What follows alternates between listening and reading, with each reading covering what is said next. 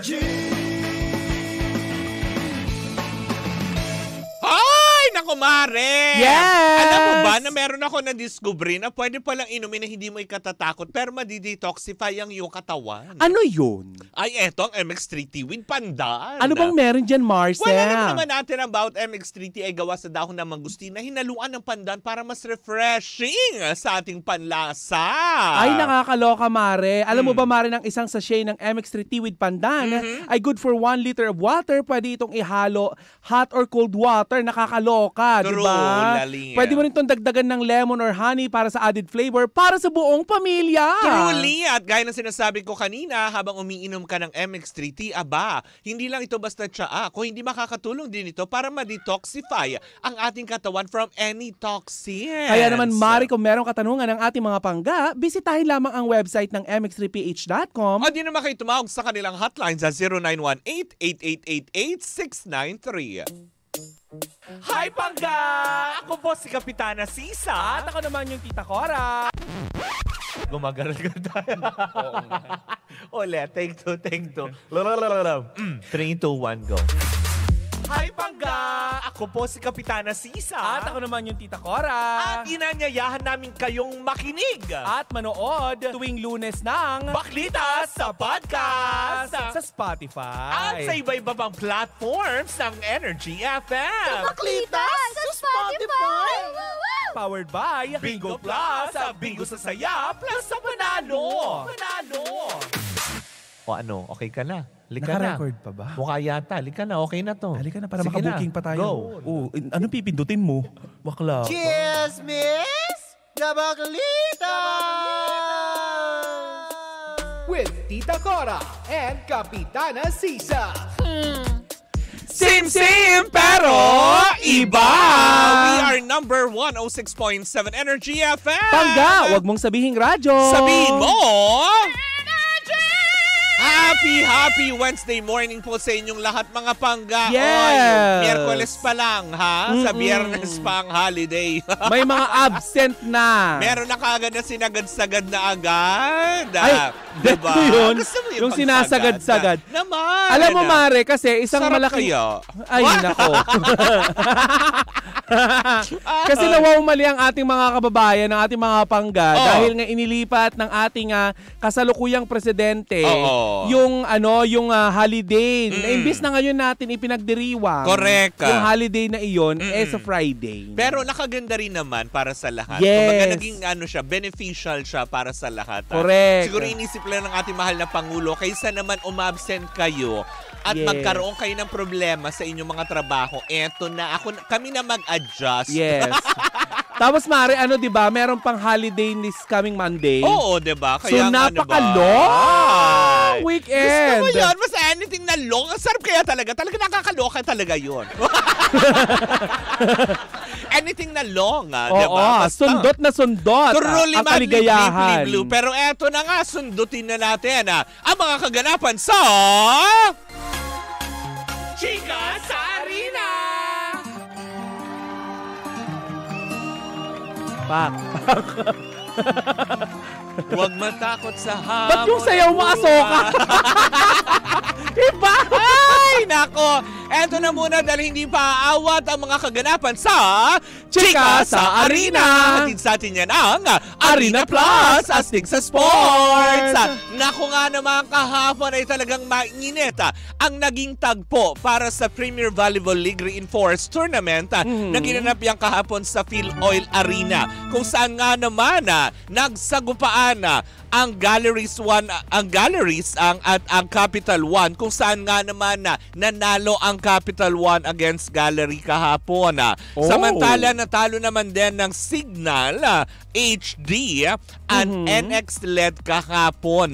Naka 3-0 sila, 'di ba, ng bongga. At etong kinalulungkot ng lahat dahil eto sana yung laro na kailangan mismo ng Farm Fresh Foxies, kung saan kailangan para maging strong ang kanilang pagkapit para sa pang-8 pwesto Pero subalit tatapwat ay sila ay tinalo ng Akari kahapon sa score na 3-0. 3 sets yan, 3 straight. Nakakaloka. Kaya nga naman medyo nabuhayan ang mga fans ng Choco Mucho dahil ngayong araw na ito kung saan nga naman makakalaban nila ang high-speed hitters ng PLDT na kung saan kailangan nila ang panalong ito para ma-secure ang pang-8 pwesto na papasok sa second quarterfinals ng PVL Reinforced Tournament na nakakaloka. Pero, 'di ba sabi nga nila, bilog ang bola. Hindi pa rin natin masisiguro kung talagang malalaglag ang Farm Fresh at aangat ang Choco Mucho o mananatili ang Farm Fresh Foxy sa pang-8 pwesto at tuluyan na magpapaalam ang Choco Mucho mamaya kung sakaling hindi nila maipanalo ang kanilang laban. Antabayanan natin, actually hindi naman pala mamaya, bukas, August 22 yan, Thursday, habang may sumasa. May pumipigil. Para ka jeep dyan. Ano, kailangan ng tulak? Kailangan bang itulak? Uy, hirap maging babae.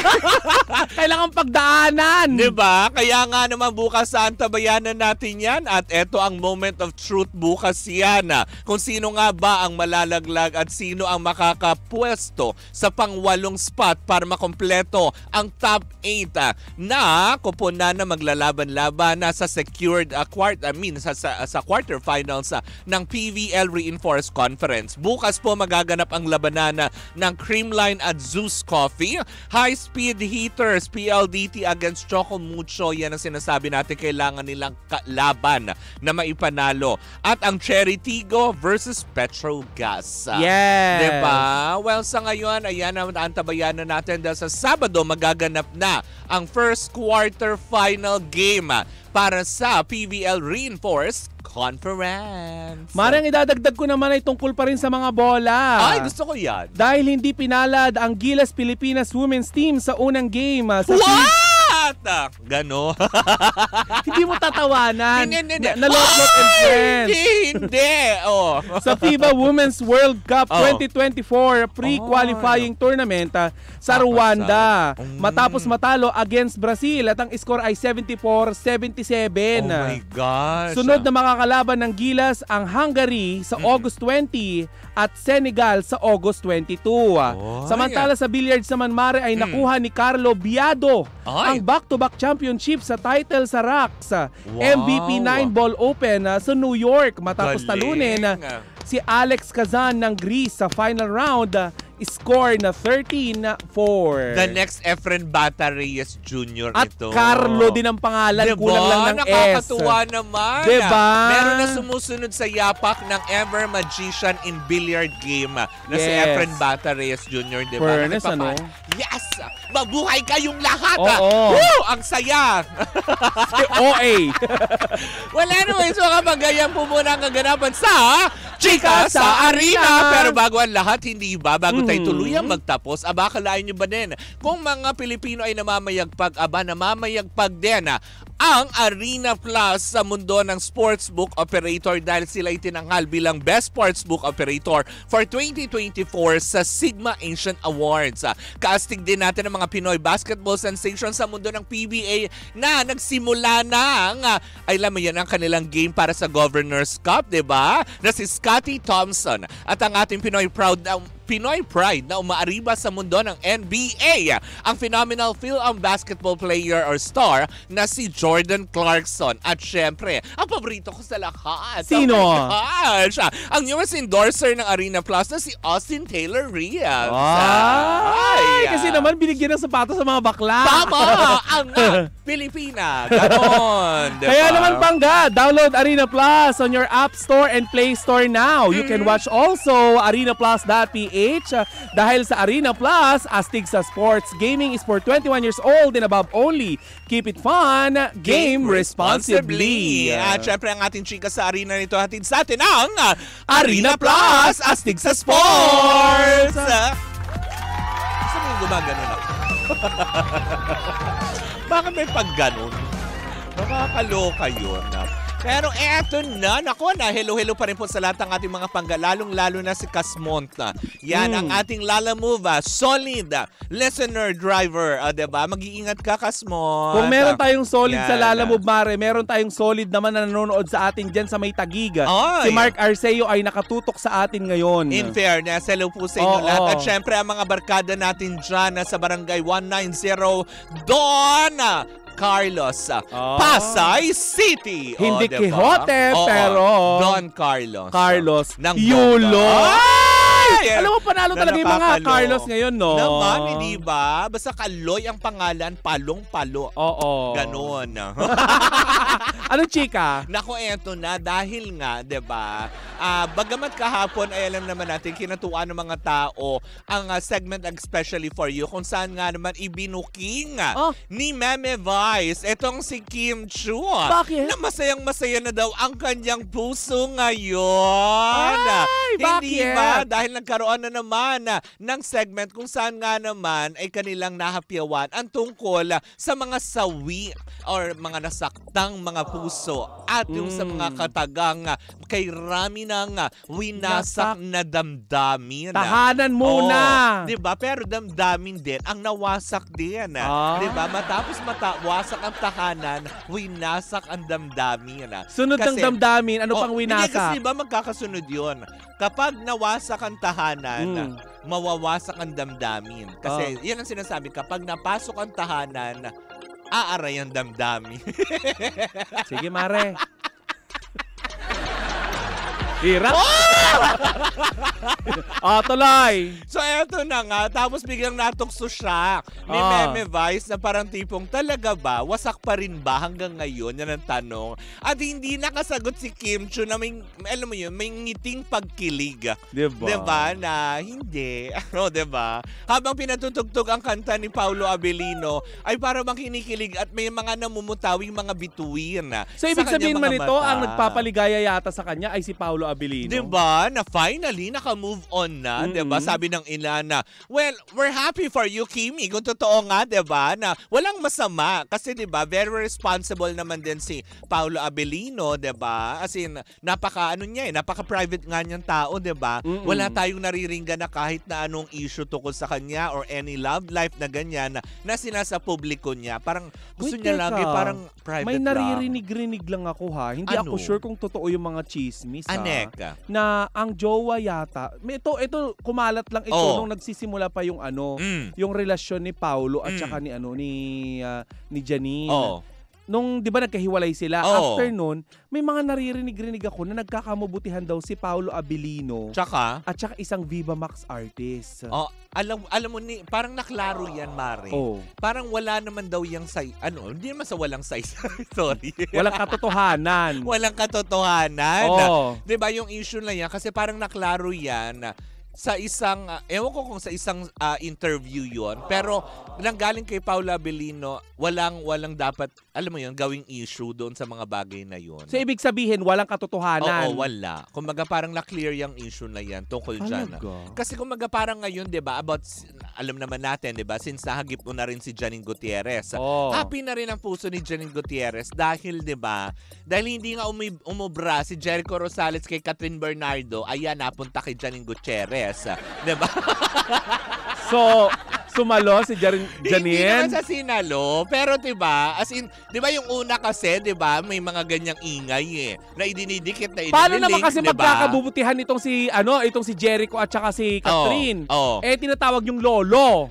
Tsaka isa pa, paano magkakamabutihan kung nasa, alam mo yun, na kay Alden, nandun sa Canada, nagsushoot ng pelikula. 'Di ba? Pero alam mo yun, para sa kabilang banda, para maging happy naman din, ayan, pumunta siya, ewan ko kung pumunta siya kasama ni Janine Gutierrez papuntang Paris, kung sumunod. Kasi 'di ba, a-attend yata si Janine Gutierrez doon ng parang Cannes Festival kasi kasama doon yung isang project na ginawa niya at nominated din. 'Di ba? Sino ba kausap mo doon? Well, si ate.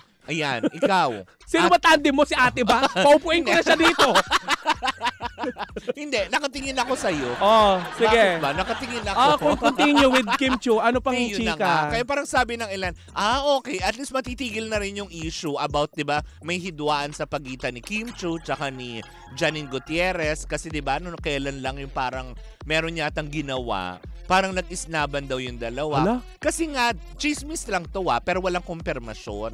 Kasi nga, di ba, na ngayon naliling si Paolo Abilino na ex-boyfriend ni Janine Gutierrez, di ba? Tapos parang nagkasama yata. Ewan ko kung station ID project ba ito o Na ano. nagdeadmahan? Hindi naman totally deadmahan, pero syempre parang awkward, ganon, di ba? Ay, ganun. May mga ganong issue Daw, na sila. daw. 'Di ba? Pero wala namang kumpirmasyon tukol doon at parang never naman siguro naging issue, 'di ba? Kasi up to now naman wala pa rin namang kinukumpirma si Kim Chu tungkol sa kanila ni Paolo Abilino, pero alam mo yun, sabi nga nila, action speaks louder than words. Pero marami ang tumaas ang kilay, Mare, nung unang umamin at nagpahayag nga ng parang pag-amin itong si Jericho Rosales na exclusively lumalabas. Lumalabas-labas na sila nitong si ano. Kasi may mga citation na sa kanila eh. Diba? Diba? Hindi, maganda rin naman yun, Mare, diba? Sa Na yung lalaki ang unang lalaki manggaling. Sa bagay. Isa naman, alam mo yun, ikaw yung bilateral na parang feeling mo. Parang yung feeling-feelingan ka, diba na, ay, exclusively din. Diba may ganyang artista? Sino nga yan? Ay, naku, wag na natin alalahanin yan Hindi ba?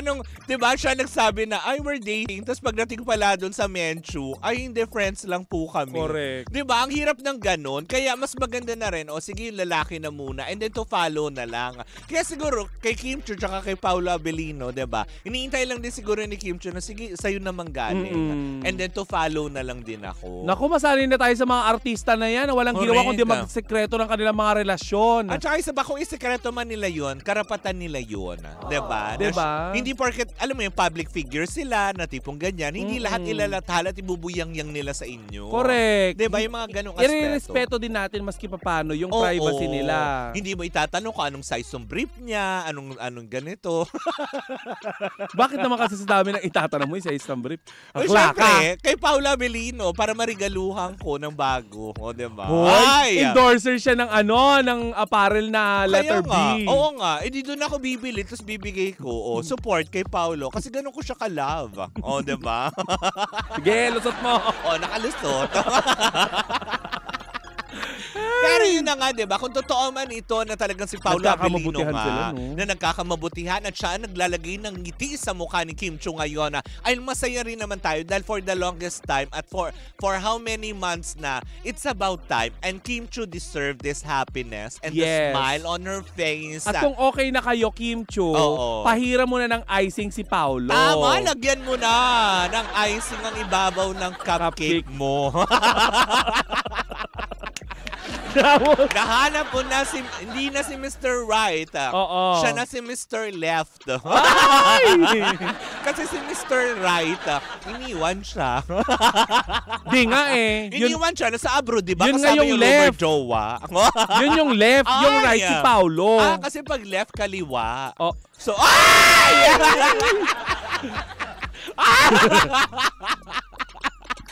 So, hindi pala kumanan, kumaliwa. Tapos yun, the wrong turn.